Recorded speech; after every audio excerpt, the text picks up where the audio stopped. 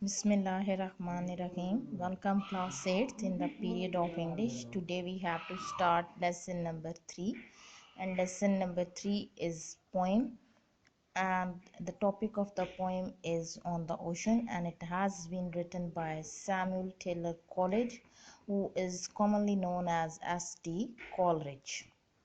There is little information given about the poem in your book, and that is on page number 15 of your English textbooks.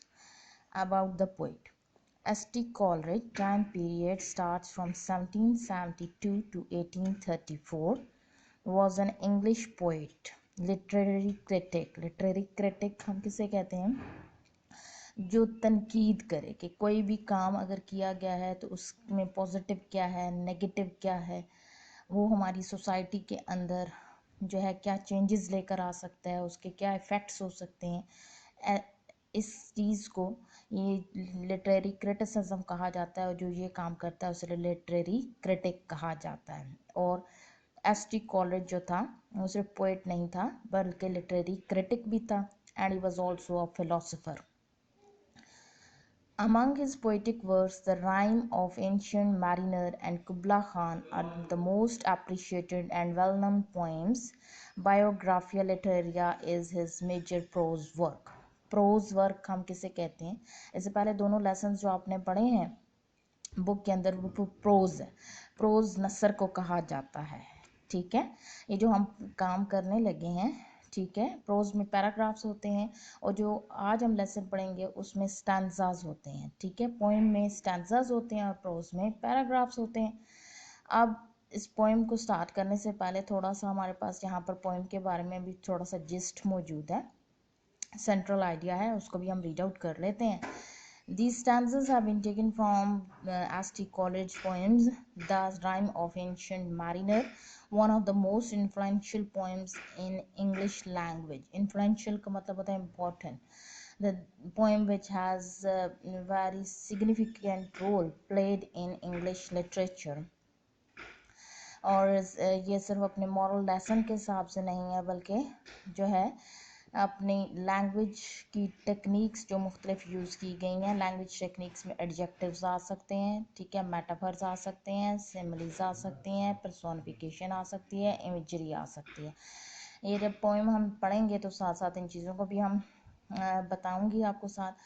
Adjective से तो आप पहले ही वाकफियत रखते हैं कि जो वर्ड नाउन को डिफाइन करता है उसे हम एडजेक्टिव कहते हैं, ठीक है। और इस पोएम के अंदर हमारे पास एडजेक्टिव को यूज़ किया गया है, इमेजरी को यूज़ किया गया है, और सिमिली को यूज़ किया गया। सिमिली हम कहते हैं जब हम दो चीज़ों को कंपेयर करते हैं वर्ड एज और लाइक का लगाकर। जैसे मैं कहूँ कि he is as intelligent as Einstein, she is as beautiful as Snow white.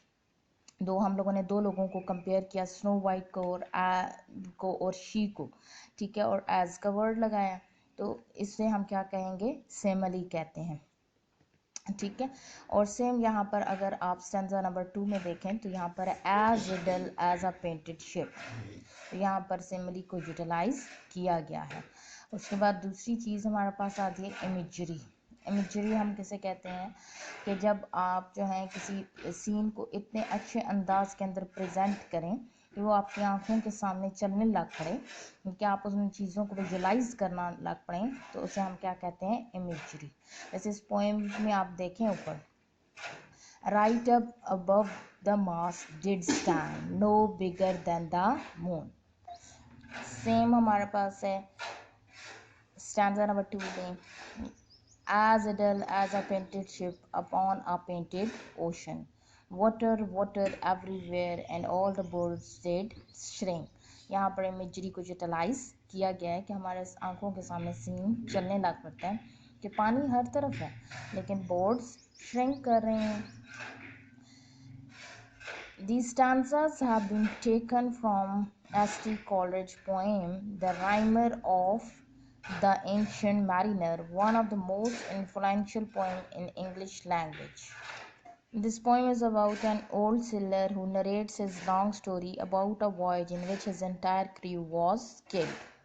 In the given stanzas, the narrator explains the hardships and danger that they encountered during the sea voyage.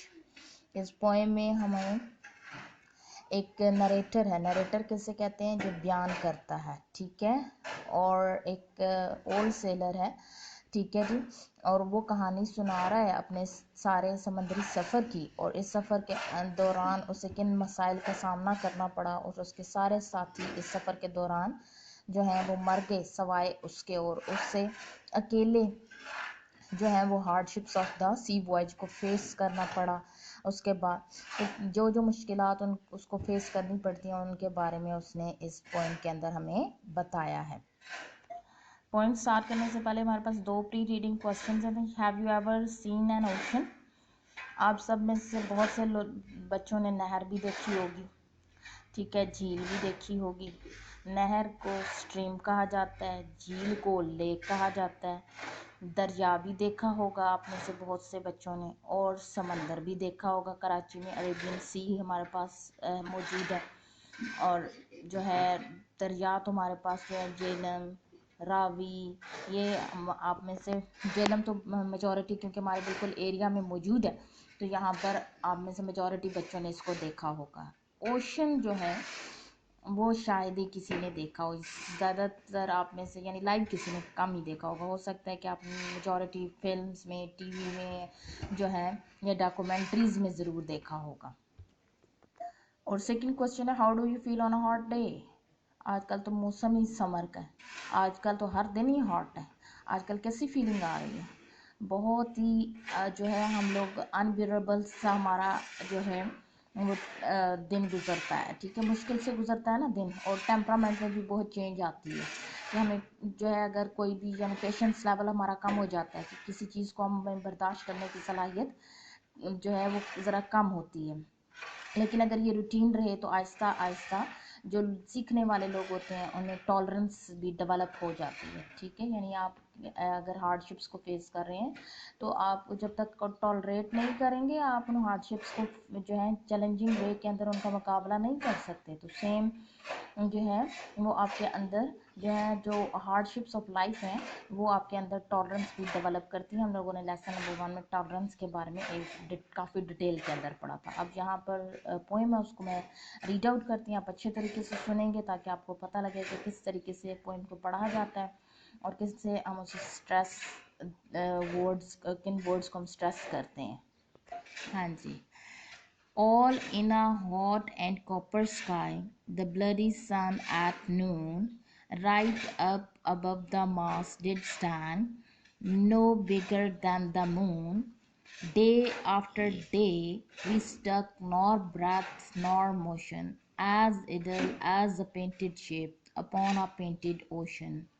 Water, water everywhere, and all the boats did shrink. Water, water everywhere, but not a drop to drink. This is all for today. Tomorrow we will start with the paraphrase of the poem.